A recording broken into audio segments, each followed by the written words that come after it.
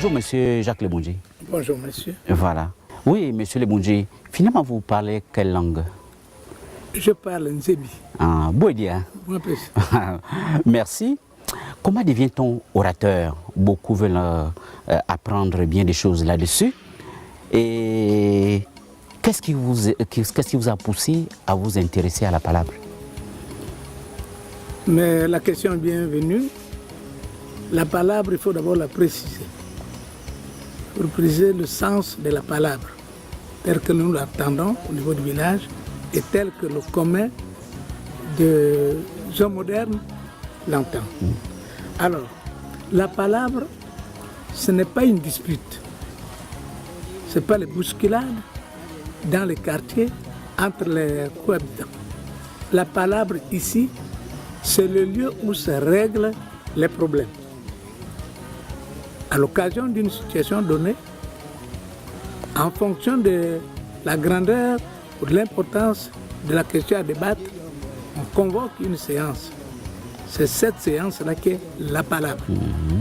Les gens viennent, la partie qui se plaint, la partie qui se défend, et à partir de ce moment-là, l'interlocuteur choisi, c'est celui qui conduit la palabre.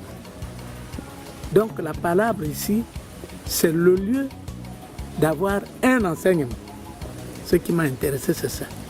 Voilà, puisque nous sommes dans le sujet, comment devient-on orateur? Et finalement, être orateur, est-ce qu'il y a une question d'âge? Non, il n'y a pas de problème d'âge. Le problème d'âge ne s'oppose pas, ce n'est pas une condition. Mais la palabre nécessite quand même un minimum de connaissances, un minimum de sagesse. Il faut avoir le sens de responsabilité pour conduire une palabre.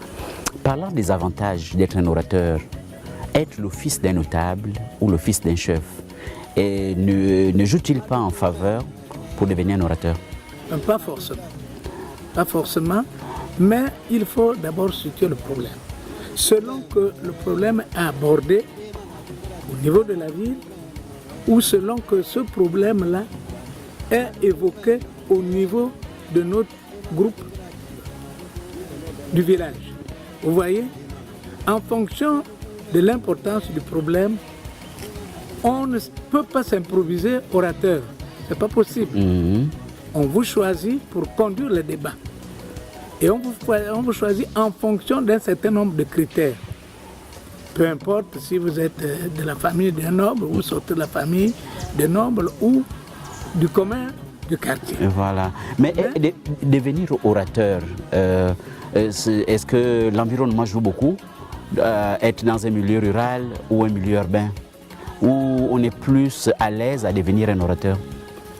Il faut comprendre que pour devenir un orateur, il faut au moins un apprentissage. Vous devez fréquenter un certain nombre de milieux où se passe la palabre. Vous devez avoir des prérequis. Si vous improvisez orateur, ce n'est pas possible. Être initié n'est-il pas un avantage? Être initié à un rite traditionnel chez les Bantous? Non, l'initiation, ce n'est pas le cas. Mais il y a eu des gens dans l'histoire, dans notre passé, qui sont passés par des rites initiatiques pour la gestion de la palabre. Et en fonction des événements, quand vous avez par exemple, vous êtes en présence d'un événement heureux, comme le mariage, comme la naissance d'un enfant, comme une circoncision, vous avez des personnes qui conduisent la palabre et qui ont un certain niveau. Alors, s'il s'agit du cas de décès par maladie, décès à la suite d'une agression, vous voyez que la tournure n'est plus la même. Il faut des gens suffisamment aguerris qui connaissent parfaitement l'histoire de la contrée et à partir de ce moment, vous êtes désigné pour conduire la palabre. Finalement, est-ce qu'on peut schématiser les différentes étapes à franchir pour devenir orateur? Bon, étape, c'est peut-être trop dire. Parce que dans votre vie de tous les jours, vous devez vous intéresser d'abord à des séances de règlement de palabre. C'est-à-dire C'est assister, votre curiosité. assister régulièrement, par Voilà, exemple. c'est votre curiosité qui fait en sorte que, à certaines de ces occasions, vous avez acquis des réflexes, vous avez acquis des habiletés, et à partir de là, vous pouvez être désigné pour conduire la palabre. Mais on a besoin quand même d'avoir certains détails précieux auprès des sages. Oui. Comment obtenir ces informations? Mais si, Comment bénéficier de ces connaissances auprès des mais sages? nous avons par exemple un adage qui dit chez nous que le fils d'un défunt, l'orphelin, il apprend au corps de garde. Vous voyez?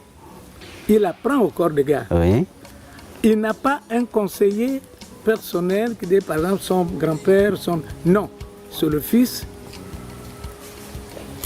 comment dirais-je, c'est le fils du défunt. C'est l'enfant qui est resté au village sans père. Mais pour qu'il acquiert ce genre de réflexe, il faut qu'il ait l'habitude de rester au corps de garde. Et c'est là où il fait son apprentissage. Et en fonction de sa propre volonté, il va acquérir des connaissances qui vont l'amener un jour à se présenter comme interlocuteur pour conduire un débat. Parlant des qualités, par exemple, un orateur, quelle qualité doit avoir un orateur? Mais l'orateur doit avoir d'abord des facilités d'expression. Voilà, par Parce exemple. que dans l'art de la palabre, il faut avoir la capacité de convaincre, la capacité de persuader, la capacité de ramener à l'ordre. Vous voyez? Donc, il y a cette mission dans la palabre. Celui qui conduit la palabre n'est pas quelqu'un qui fait la recherche des troubles. Effectivement. Il doit chercher plutôt à apporter des apaisements. Voilà. Il doit être aussi courageux, Oui, il doit être courageux. humble. Nécessairement. Oui. Nécessairement. Parce que si vous ratez, si vous posez un acte, vous tenez un propos désobligeant, vous pouvez soulever les foules. Et cela peut totalement bouleverser l'ordre des choses.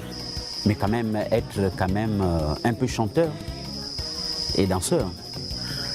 Bon, mais la palabre, ce n'est pas le griot, où on parlerait des danseurs, où on parlerait des chanteurs. La palabre, je disais au départ qu'il faille connaître parfois les origines des gens, comment ils ont fait, quel était leur mouvement migratoire pour que vous vous retrouviez ensemble. Oui. Donc, tout ça vous préoccupe afin que dans le règlement de la palabre, vous apportez plus de paix que de la violence. Oui, monsieur Lebonji, imaginez un événement heureux comme le mariage. Un orateur peut quand même, pour créer un peu plus d'ambiance, esquisser un pas de danse. Ce n'est pas exclu. C'est pas Ou exclu parce que- entonner un chant. Oui, c'est pas exclu parce qu'il faut quand même un peu de la détente. Voilà. Je vous ai dit que la palabre, vous la situez. Selon que vous la tenez pour un problème heureux ou un événement malheureux. Charge à vous d'être prudent dans les propos que vous tenez. Mais maintenant, que dire d'un orateur qui ne sollicite pas les concertations au cours de la palabre? Est-ce que c'est un... que dire de ce comportement? C'est pas de bon comportement. L'orateur doit s'entourer. Vous savez que l'orateur doit avoir ce qu'on appelle des personnes ressources. Il est seulement mandaté, mais derrière lui, il y a des personnes ressources. Parce qu'il est tenu à aller doucement dans la recherche des solutions qui apaisent tout le monde. Alors, si c'est quelqu'un qui fait des dérapages, vous voyez, je vous l'ai dit au départ, Oui. qu'il est quand même, dans ces conditions, il crée un trouble. Il crée un trouble. Donc, il y a le choix. On le choisit, on l'entoure, on lui donne des conseils, on lui donne la capacité de pouvoir se tenir devant les gens. Parce Oui. que ça ne s'improvise pas. Voilà. Ça ne s'improvise pas. Et il arrive parfois, monsieur Lebonji, dans certaines familles, c'est un cadet qui est un orateur devant les aînés. Dans l'histoire, le cadet qui est pressenti par les grands, comme quelqu'un qui a la capacité de gérer la communauté, peut être investi d'un certain nombre de pouvoirs. Il est investi. Ses aïeux, ses grands le savent, que c'est lui qui est investi. Donc là, ce n'est pas l'improvisation, il subit une formation. Ce n'est pas la même chose lorsqu'on règle la palabre au niveau de la ville ou dans les mariages. Hein, vous voyez, j'ai nuancé. Alors, dans ces conditions, il faut une préparation. Le jeune est mandaté et il est accepté par la communauté. Pour jouer ce rôle. Bien. Maintenant, aujourd'hui, un jeune, dans beaucoup de mariages, s'il a des talents, comme vous dites, qu'il peut apporter de l'animation ici, il peut être orateur. Il peut être orateur, mais il doit faire très attention. Il doit faire très attention. Même dans le cas d'un mariage, il peut créer un incident qui ferait en sorte que les gens reviennent aux enchères. Vous voyez? Et dans le même Comme sens. s'il peut être très habile, il va fléchir la position de ceux qui sont en face. Et vous voyez, le débat coulerait mieux que si on avait en face quelqu'un de trouble. Voilà. Et dans le même sens, M. Lemoudji, comment reconnaître un aventurier qui s'est dit orateur au cours d'une cérémonie? Ben, souvent, c'est des gens qui s'improvisent. Ici, avec tout ce que les gens prennent comme drogue et tout, c'est un trouble fait, ils s'improvisent. Et les gens, par modestie, le laissent aller. Mais quand il va, vous savez, je vous ai dit qu'en fonction des propos qui sont tenus, vous pouvez arranger une situation ou l'empirer. Exact. Vous voyez? Et lorsqu'il commence par déraper et qu'il ne s'entoure pas des personnes ressources, vous voilà dans les problèmes. Donc celui-là, on l'arrête, on ramène à l'ordre. S'il est sage, il comprend et rapidement, on trouve un autre interlocuteur. Voilà, donc être remplacé. Oui. Comment devient-on orateur? Finalement, la palabre, on peut conclure que c'est une affaire d'hommes où les femmes aussi peuvent intervenir. Dans notre communauté, Oui. j'ai entendu dire qu'à certains événements, les femmes ont eu à prendre la parole. Mais c'est dans des circonstances totalement particulières. Je disais par exemple quand il y a un décès, hein, pas par simple maladie, un décès dont la cause incombe à quelqu'un. Vous voyez? Parce que la palabre, c'est généralement des anciens, les grands de la famille qui interviennent. Mais si dans la famille de la femme, il manque un sage, il manque quelqu'un qui s'y connaît, alors une femme peut d'autorité s'autoproclamer orateur. Et dans ces conditions, je parle bien de ce qui s'est passé dans les villages. Dans ces conditions, cette femme se retire, enlève sa tenue de femme, cache-sexe d'avant. Je suis dans le contexte purement traditionnel. Elle enlève son cache-sexe, elle se met en raffia et quand elle sort devant les gens, vous voyez ce que ça donne comme effet. Et là, elle n'a plus ne joue plus le rôle de femme. Elle est en raffia, elle a enlevé sa tenue de femme, elle devient homme et là, elle peut en débattre. Parce que dans sa communauté, elle a appris beaucoup de choses sur l'histoire de la communauté, donc elle peut maintenant intervenir. C'est des rares cas. Mais généralement, la parole, c'est une affaire d'homme. C'est une affaire d'homme. Voilà. Monsieur Lemoudji, finalement, est-ce qu'on peut dire qu'il y a des orateurs pour les événements heureux et des orateurs pour les événements malheureux? Oui, je l'ai dit au départ. Quand il y a mort d'homme, au niveau des villages, ce n'est pas n'importe qui est orateur. Ou il est dans votre communauté, dans votre village, ou on l'appelle d'ailleurs. Et celui qui vient doit connaître l'histoire de la société. Comment les tribus se sont constituées, comment les gens ont fait leur mouvement migratoire pour qu'ils se retrouvent soit dans le même village ou dans le village voisin. Donc quand il vient, il est aguerri, il a toutes ces connaissances-là et en fonction de cela, il peut se permettre de conduire un débat. Est-ce qu'on peut conclure aussi qu'il est plus facile d'être un orateur au village que d'être un orateur en ville? Oui, ce n'est pas faux parce qu'au village, on est quand même entouré des vieux. Et les vieux ont l'art de la parole. Mais ici en ville, c'est un peu du modernisme et souvent c'est le côté ambiant qu'il y a dedans. Vous voyez? Donc voilà pourquoi il faut circonscrire le débat, il faut situer ça dans le cadre des mouvements en ville, des mariages. Et lors des cérémonies par exemple, il peut arriver que deux orateurs ne parlent pas la même langue. Comment gérer cet aspect? Oui. Oui, mais l'interlocuteur n'est pas facile à trouver. L'interlocuteur n'est pas facile à trouver. On est obligé de- Ça se passe, par exemple, dans le sud. Un Zébi peut avoir des problèmes avec un Kélé ou un Wumbu, vous voyez. Et s'il n'y a pas quelqu'un qui maîtrise les deux langues, c'est difficile. On est obligé de trouver, Généralement, on est obligé la langue la plus parlée par tous. Quelqu'un Voilà. qui va intervenir pour le compte de tout le monde. Voilà, effectivement. Finalement, qu'est-ce qui donne la force à un orateur pour mieux s'exprimer? Ben, il faut qu'il ait son courage d'abord, Oui. qu'il ait le courage, qu'il ait, qu'il ait ce courage de se tenir devant les gens, parce que la peur, la honte, tout ça, ça joue, ça déséquilibre l'orateur. Mais il faut qu'il ait quand même le courage de se tenir devant les gens, qu'il ait cette capacité de se dire, bon, de toutes les façons, je connais un certain nombre de choses, je ne vais pas paniquer, en tout cas, je suivrai ce que ma sagesse va me dicter. Voilà. Aujourd'hui, en général, les orateurs ont souvent un cachet à la fin d'une cérémonie, lorsqu'ils sont sollicités. Est-ce qu'on peut dire que être orateur est un métier? On peut gagner sa vie avec? Mon entendement, c'est pas ça. Mais ça court dans la ville.